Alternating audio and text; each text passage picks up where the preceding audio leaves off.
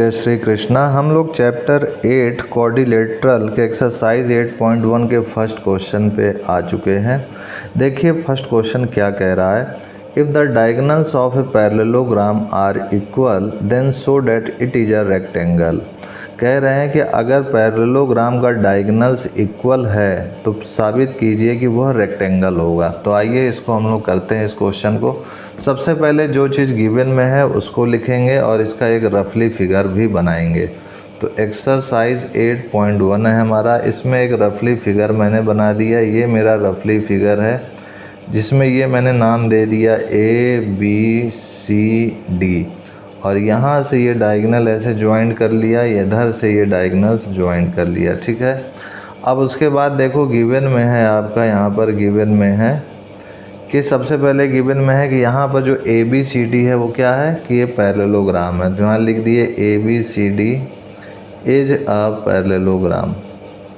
अब ये पैरेललोग्राम है तो इसका मतलब क्या हुआ कि अपोजिट साइड्स इसके क्या होंगे, पैरेलल होंगे और इक्वल होंगे। यानी मैं इसको यहाँ लिख सकता हूँ पैरेललोग्राम के तात्पर्य से कि AD जो है हमारा इक्वल है BC के और साथ में AD पैरेलल भी है BC के।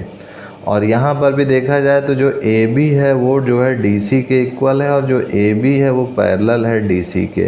ये गिवन में है और साथ में ये भी कह रहा है कि इसका जो डायगोनल्स है वो भी इक्वल है।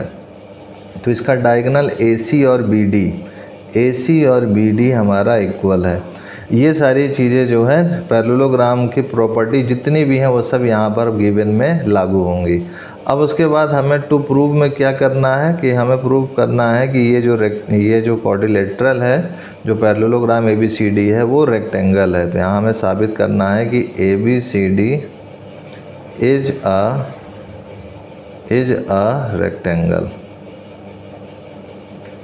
अब इसको प्रूफ के लिए देखिए सबसे पहले हम लोग क्या करेंगे कि जो यहाँ गिवन में है इसी का यूज़ करके हमें इसको साबित करना है। तो इसका यूज़ करके हम साबित करने के लिए सबसे पहले क्या करते हैं कि हम दो ट्रायंगल लेते हैं ABC और दूसरा ट्रायंगल लेते हैं DCB। In triangle ABC and triangle DBC, ठीक है। ABC मैंने लिया और DCB लेते हैं। यहाँ C पहले लिखेंगे क्योंकि हम इसको कॉन्ग्रुएंस प्रूव करने जा रहे हैं। तो जो एंगल जिसके रेस्पेक्ट में इक्वल होगा वही उसके सीरीज़ में वैसे ही लिखेंगे। जैसे ये A D के इक्वल होगा, B यहाँ पर C के इक्वल होगा और ये जो C है वो B के इक्वल होगा, ठीक है। अब देखिए यहाँ पर जो है सबसे पहले इनको कॉन्ग्रुएंस साबित करना है। तो इनको कॉन्ग्रुएंस साबित करने के लिए जो हमारा गिवन में है उसका यूज़ करेंगे। तो सबसे पहले आप ये फिगर देखें ABC में, तो ये जो एक तो ये डायगोनल है AC और इधर से देखा जाए DCB में, तो ये जो है हमारा DB एक डायगोनल है। तो ये डायगोनल इक्वल है, पहली चीज़। दूसरी चीज़ अगर हम लोग देखें यहाँ नोटिस करें तो ये जो AB है वो DC के इक्वल होगा क्योंकि opposite sides of parallelograms are equal. तो इससे ये वाला जो साइड्स है इस साइड के इक्वल हमें मिल गया। अब आते हैं इस वाले साइड पे, तो ये BC इस ट्रायंगल में भी है और BC इस ट्रायंगल में भी है, तो BC कॉमन मिल जाएगा। तो यहाँ पर हम लिखेंगे कि AC is equal to DB, given में है, डायगोनल्स आर इक्वल है। फिर हम जो लिखेंगे वो लिख देते हैं कि AB जो है DC के इक्वल है। AB जो है DC के इक्वल है, कैसे? अपोजिट साइड्स ऑफ पैरेललोग्राम, ठीक है, आर इक्वल, जो कि गिवन में है। अब उसके बाद जो है हमारा ये BC है जो कि BC दोनों में ही है, तो यहाँ पर BC लिख के यहाँ कॉमन दिखा दिए। अब ध्यान दीजिएगा इस BC का अपोजिट एंगल कौन सा है? एंगल A है और इस BC का अपोजिट एंगल इस ट्रायंगल में देखेंगे तो क्या ये है।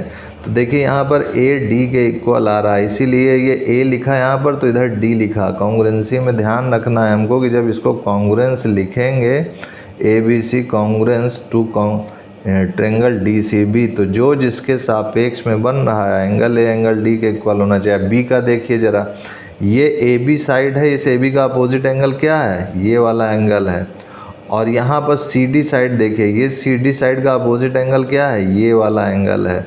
तो ये दोनों एंगल आपस में इक्वल होंगे, तभी यहाँ मैंने यहाँ पर बी लिखा और इसके सामने इधर की ओर सेकंड ऑर्डर पर सी लिखा है। और बचा अब कौन सा एंगल है, जो बचा है यहाँ पर सी बचा है पूरे में ए बी सी में, ये ए बी सी में ये सी है हमारा, जो कि ये सी है। और यहाँ पर देखा जाए डी सी बी में, तो ये डी सी बी में ये बी है, तो ये सी इस बी के इक्वल है। और इधर की ओर देखेंगे पूरे में तो ए बी सी में ये पूरा एंगल, और इधर से देखेंगे डी सी बी में तो ये पूरा एंगल, तो ये भी पूरा एंगल क्या होगा, इक्वल होगा किससे, सी पी सी टी से। तो यहाँ लिखेंगे angle A B C is equal to angle A B C, यानी ये पूरा एंगल इक्वल होगा किसके, डी सी बी एंगल के, डी सी बी के। किससे, किसकी सहायता से, सी पी सी टी की सहायता से। सी पी सी टी क्या होता है, corresponding parts of congruent triangles की सहायता से ये हमारा इक्वल हो गया।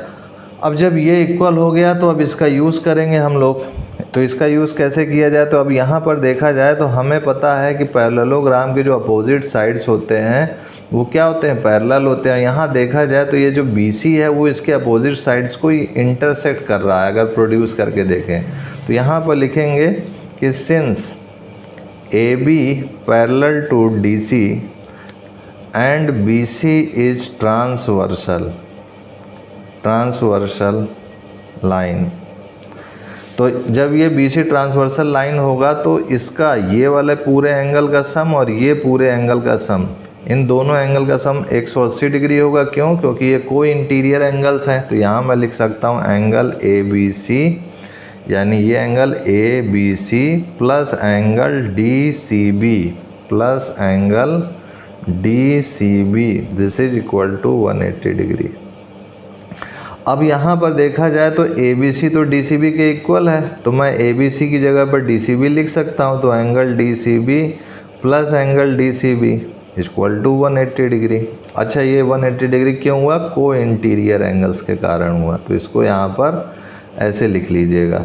अब इन दोनों को जोड़ेंगे तो twice of angle DCB equal to 180 degree. तो एंगल DCB कितना हो गया, 180 degree by 2, that is 90 degree.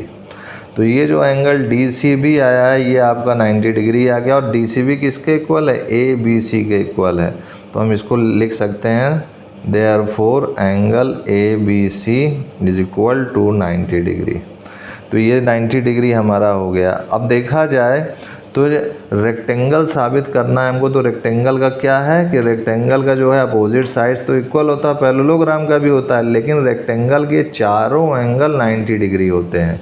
तो यहाँ पर हमने देखा कि ये पूरा एंगल हमारा 90 डिग्री आ चुका है, ये पूरा एंगल और ये पूरा एंगल 90 डिग्री आ गया। और चूँकि ये क्वाड्रिलेटरल पैरेललोग्राम है ABCD, तो इसके अपोजिट्स एंगल्स, इसके जो ये अपोजिट्स एंगल्स हैं ये भी क्या होंगे, इक्वल होंगे। और चूँकि ये 90 डिग्री है तो फिर ये भी 90 डिग्री हो जाएगा, और ये 90 डिग्री है तो ये भी 90 डिग्री हो जाएगा। तो यहाँ पर ही 90 डिग्री है तो इधर ये भी 90 डिग्री हो जाएगा।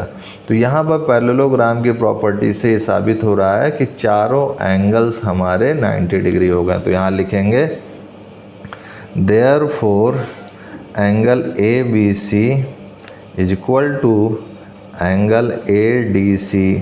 This is equal to 90 degree, and angle DCB is equal to angle DAB. This is equal to 90 degree. ठीक है, तो ये जब 90 डिग्री हो गया हमारा तो लिखेंगे therefore क्वाड्रिलेटरल ABCD या फिर parallelogram ABCD is a rectangle, क्योंकि चारों एंगल इसके 90 डिग्री हो चुके हैं और अपोजिट साइड्स तो इक्वल है ही, और इसके अपोजिट साइड्स तो इक्वल हैं ही क्योंकि ये पैरेललोग्राम है। तो इसी के साथ हमारा ये क्वेश्चन पूरा हुआ जो कि हमें प्रूव करना था। तो ध्यान दीजिएगा कि सबसे पहले हमें कॉन्ग्रुएंसी से ये साबित करना होगा कि ये जो एंगल है और ये जो एंगल है इक्वल है। जब इतना हो जाएगा फिर कोई इंटीरियर का कॉन्सेप्ट लगा करके आपको 180 डिग्री के बराबर करके फिर इसको जो है 90 डिग्री निकाल लेना है। 90 डिग्री से फिर sum of the opposites angles of a parallelogram equal to 180 degree के कॉन्सेप्ट से ये 90 होगा तो 180 में 90 घटाएंगे तो ये भी 90 हो जाएगा। और इसी तरीके से 90 है तो ये भी 90 हो जाएगा। तो इस टाइप से हमारा ये क्वेश्चन फर्स्ट सॉल्व हुआ है। सेकंड क्वेश्चन हम लोग नेक्स्ट वीडियो में देखेंगे। आज के लिए इतना ही मित्रों भाइयों, तब तक के लिए जय गुरुदेव, जय Shri Krishna and I will see you next time.